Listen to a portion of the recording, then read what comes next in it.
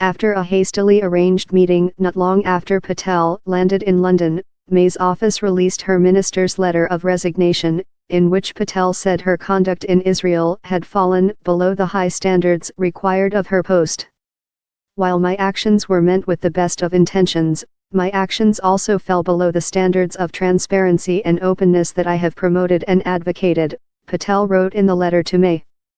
May responded in a letter, saying, "Now that further details have come to light, it is right that you have decided to resign and adhere to the high standards of transparency and openness that you have advocated." It was not clear who would replace Patel, who held the meetings during a holiday in Israel earlier this year.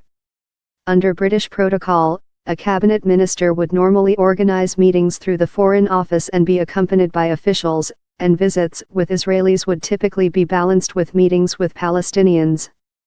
It is the second resignation in May's top team in a week, underlining her weakness at a time when she faces the complicated task of unraveling more than 40 years of ties with the European Union and holding a deeply divided party together. Patel's meetings with Israeli officials, which May's office said they were not aware of, and a reported visit to an Israeli army field hospital in the Golan Heights, have increased the pressure on the Prime Minister, who depends on a Northern Irish party in Parliament to pass legislation. Friend or foe, but while acting quickly to force Patel to resign, the loss of an enthusiastic Brexit campaigner from her cabinet team of top ministers could mean that May faces greater pressure from lawmakers to pursue a clean break from the EU. Pretty is more popular than Theresa, and has more contacts and influence overseas, a senior Conservative source said. "If I was May, I wouldn't want Pretty unleashed on the backbenches," the source said, using a term to describe lawmakers.